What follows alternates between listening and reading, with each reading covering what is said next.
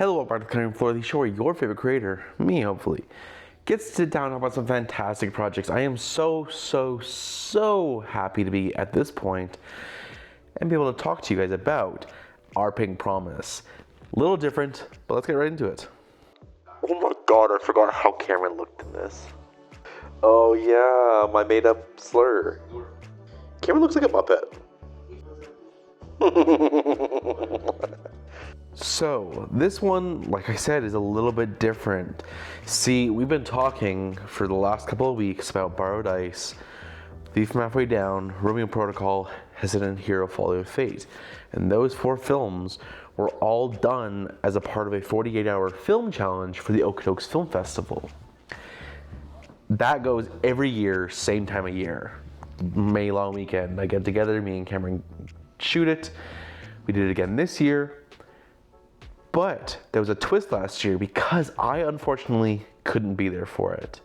I had plans, and I never make plans, but Matthew was getting married. If you guys don't know who Matthew is, he's been on the channel a lot, not in recent years, but my childhood best friend was getting married. I was in his wedding party, so obviously I couldn't miss it, and I wouldn't miss it for this. So I said, reluctantly, we have to take it off this year. And so we didn't go. We did not participate in the 48-hour film. We went to the film festival still and watched and supported because I love watching these films. I was so excited. I wanted to see what everyone was doing. But there was no way for us to be able to participate and compete. That being said, I love this being my yearly tradition of me and Camron getting together and filming a 48-hour movie. And when talking about, it's really too bad that we can't go and all of that, Abby went, well, why don't I make you one? And we were like, well, what do you mean? She's like, well, I'll give you the, it's just a prompts, right? Like genre, prop, whatever, like image to recreate, line of dialogue, like that just stuff. I'm like, yeah, like that's what it is. So like, do you want to? She's like, yeah, that sounds fun. Like, I will create you guys find a 48 hours where you can both be committed to doing it. I will give you guys the letter, and 48 hours you guys go, you do it. I was like, okay, sounds great. So we find a weekend, and it's like, I think it's like late June. I'm like, perfect. So plan is, unfortunately, this is the only time, because we're both so busy, it wasn't gonna be a straight 48 hours, but we were gonna respect the rules of everything being within 48 hours. So we were gonna do Friday, Sunday, and then until like 6 a.m. Monday, I think. And so it was gonna be 6 p.m. to midnight Friday, I could work on it, then nothing at all on Saturday, midnight Sunday, I can pick it up again, and then 6 p.m. Mondays when it had to be done by. Whew.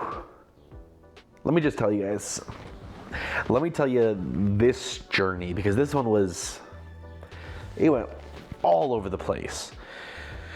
First things first, I'm going, and as usual, me and Camron, we go to Denny's. I've talked about this in every episode so far. So, I'm driving to his place to pick him up. We don't have to go to Okotoks this time, so we're going to go to the Denny's closest to his place. So I'm driving to pick him up. I'm on the highway, I'm vibing, I'm having a good time, I'm excited, I got the letter sit beside me. Oh, I'm having a good time, and then boom. Thank God I was in the right lane about to turn off. Because I turn off, my tire blew. Going 100 on the highway, my tire blew out. And so I'm sitting there stuck on the side of the road going, well, crap. This is not good. I kind of need a car to be able to get around.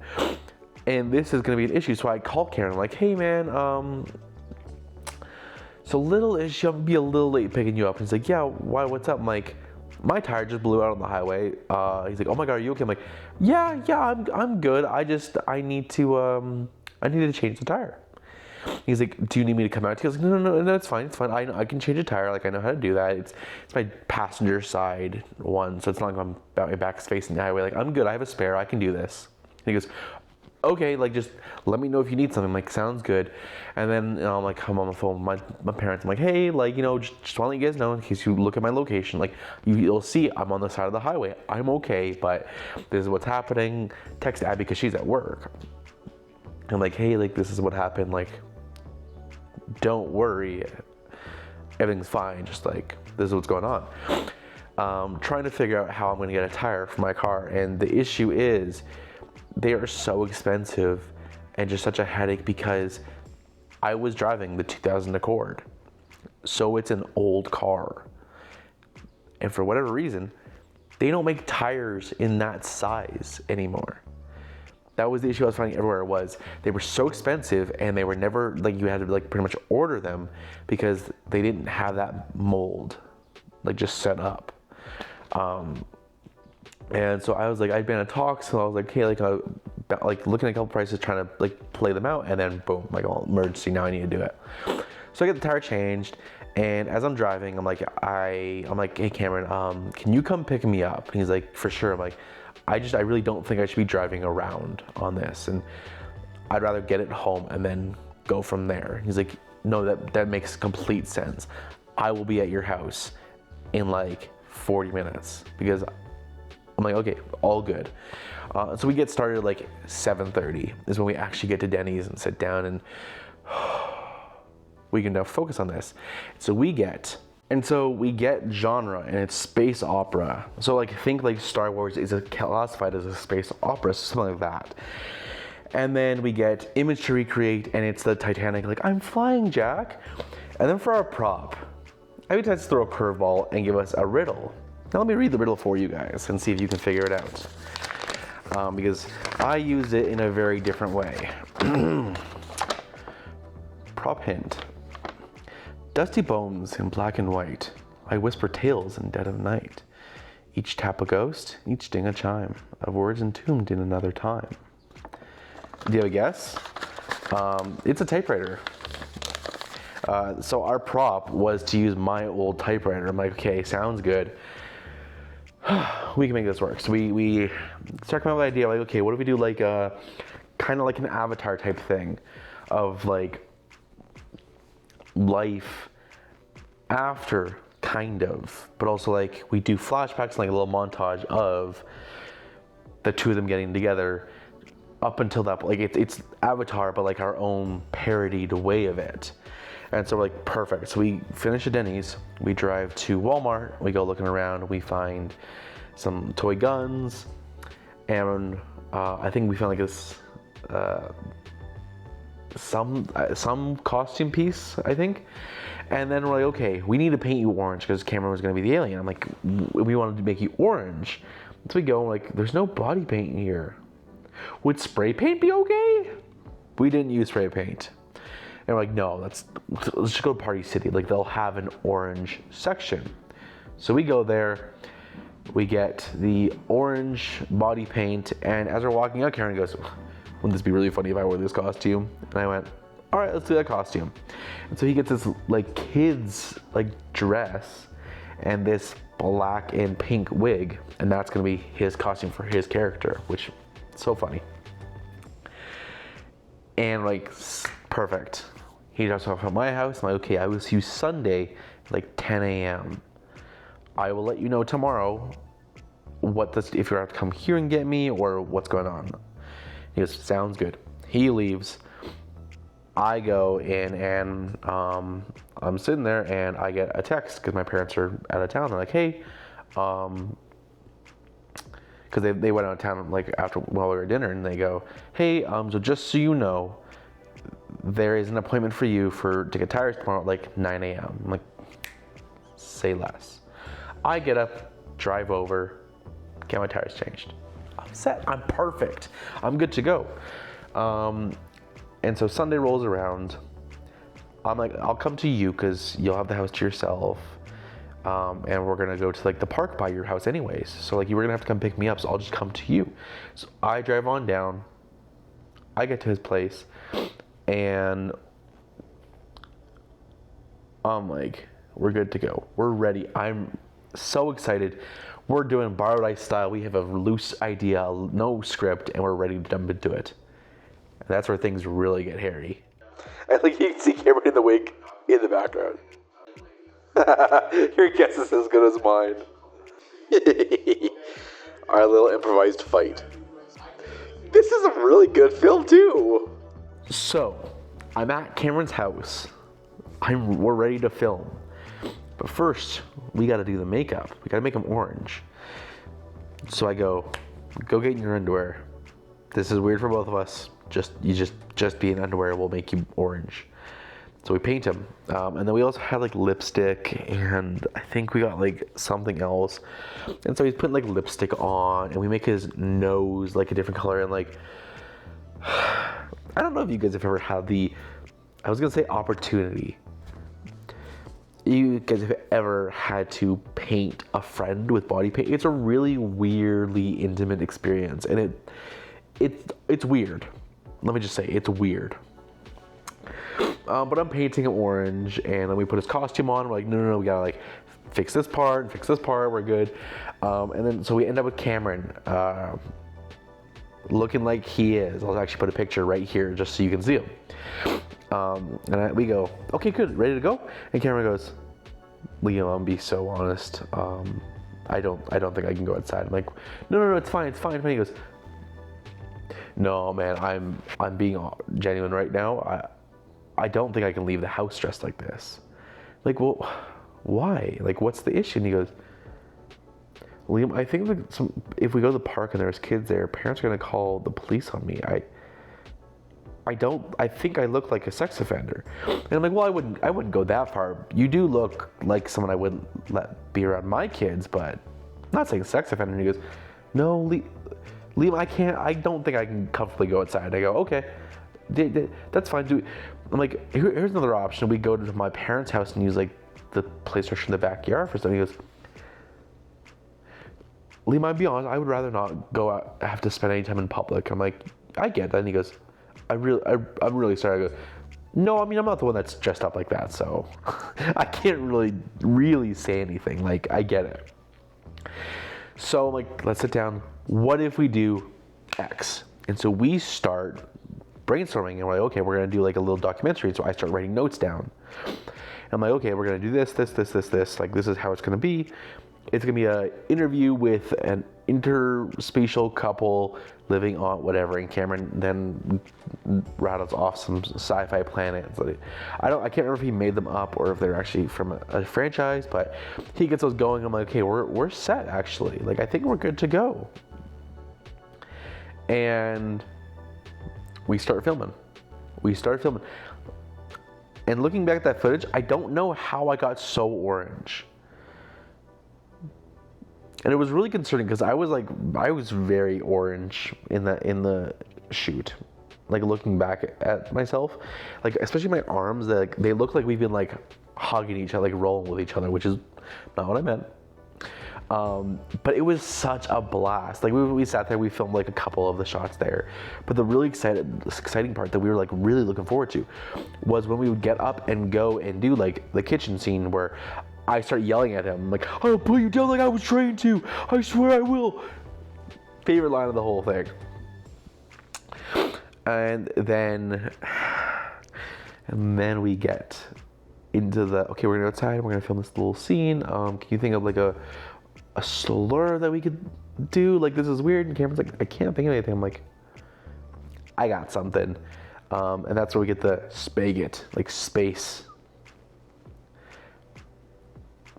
And I'm like, I looked up, like, I need to make sure this isn't actually something, because I don't want to actually say a slur. Like, I want to make something up for the sake of this. And he's like, and we look it up, we're like, oh, we're good with that. Okay, sick. We're good to go. And so we've filmed all of these different parts. Like, we're good. We've done our like little vow renewal type thing, and I'm like, okay, one last scene. Like, Cameron, he's been having a good time. Like, he's a trooper. We're going through it. I have to say, the biggest tell of us becoming A, more experienced filmmakers, and B, more comfortable with each other, is the pace that we can get through these films when we have a plan written out. We fly through them. The one we just filmed, we took like 3 hours in total, and that included song create, like actually mastering and mixing the song. Like, Cameron and I genuinely have it down to a science. Borrowed Ice took all day. Ruby Protocol took most of a day. Hesitant Hero took a good chunk of a day. But I don't know, like, we've started to get, even Hesitant Hero, actually, we were very efficient with it. I think part of it is like going in knowing what we want. And so yeah, this one took probably 3 hours in total, you know, including like makeup and running through everything. Like, it took, okay, I'm gonna be 4 hours. We film it all, and then we go, okay, one more thing. Cameron's like, yeah, I'm like, we gotta go get like a little like bit for when we're talking about like the intolerance towards you on this plan. And he's okay, what do you think? I'm like, drive my car to McDonald's and go order a drink, like go order something. He goes, Liam, I don't want to do that. I was like, please, I think it will look so good in the film. I think it'd be so funny. He goes, well, it would be really funny. I just, you're right, man, let's do it. And so,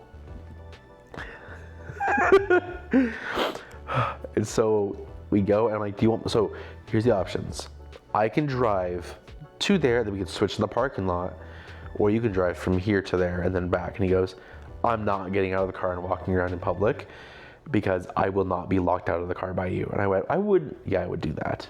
Good choice. And so he gets in, I'm like, well, I can just film the entire way there. So I film literally the entire time, and I go, awesome. We pull up, and Cameron's like, hey, can I get a small Diet Coke? And he's like, that's all? Cameron's like, yes, please. Pull up. Guy did not make a comment, did not make a face, nothing. It was actually so funny.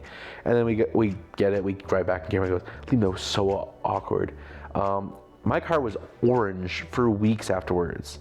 It was everywhere. It like soaked into the leather. I actually think part of the car was still orange to this day, which I just think is hilarious. But we did all that. We get back, and I'm like, okay, I drop him off. And he goes, okay, I'm gonna go shower. And so I'm hanging out, and he goes and showers, and then comes back and goes, Liam, it isn't coming off. Like, it's not coming off fully. And he still had like a lot of orange. I'm like, oh, and he goes, you can head home. This is probably gonna take me a while. Like, I thought I could help you take stuff out. Like, are you good if I just like let you out and you go? I'm like, yeah.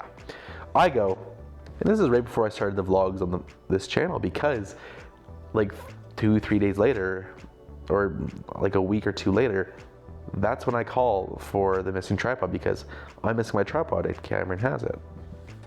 It's a fun little tidbit of where it actually falls. And then I get to editing it, and I have it finished. And so what I ended up using the typewriter for was like a at the very beginning, because we really couldn't think of how to use it in the film. And like, there's a couple of points where like, I think having a bigger crew would have been nice, like when we do the Jack, I'm flying scene, because it was so hard to get the camera to focus, and that was the only high up place we had available. So choices for the future, you know?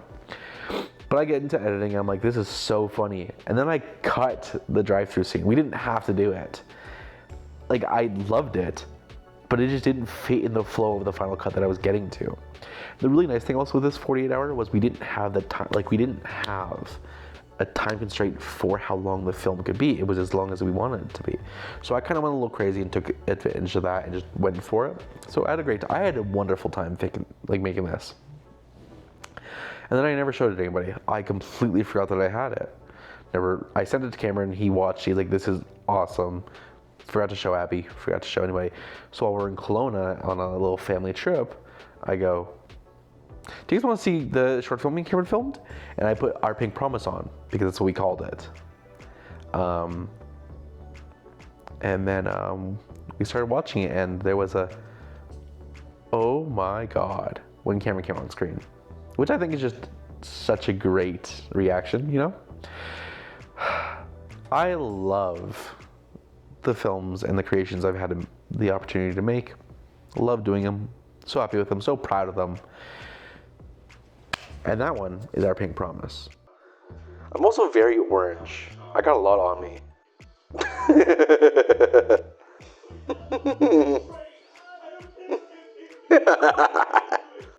I forgot this. And with that, that's the end of the 22nd episode of the Cutting Room Floor. Thank you so much for watching. I hope you enjoyed it. I've gotten really good at saying what I want to say and not rambling around. This show has really helped me not dance around the same point and say it multiple times, which does end up meaning a little bit of a shorter run time for these videos. I have a couple of things I could try in the future to up the runtime if you guys want these longer episodes, because I do think that the longer episodes are a little bit better. That being said, thank you so much for watching. I hope you really enjoyed it. We're getting to the time. We're like, what, 3 weeks away from the premiere of Homeschool Glee Club. By the way, this is also the earliest I've ever revealed a title of a film, so putting that out there. But I really appreciate it. If you made it this far in the video, thank you so much. I really appreciate it. I also really appreciate all my gotcha patrons are coming this way. You all mean the world to me. Thank you so much. I really do appreciate it. On the topic of Patreon and YouTube and everything, there will be an update video coming out on this channel actually next week or this week. I'm filming this earlier. There'll be an update video coming out soon just to kind of go over everything. I'm changing up the Patreon. There's just a better way I want to do it, and I'm changing up the channel a little bit. I'm setting some expectations. I hope that's okay. I'm gonna be testing some stuff out and things won't be set in stone, but expect some new-ish type of stuff over the course of the next month. Okay? That being said, thank you all so much for watching. I really do appreciate it. If you've seen Our Pink Promise, let me know in the comments down below what you thought. I hope you enjoyed it. It's honestly one of those like really fun ones that I'm happy we didn't like take to the festival because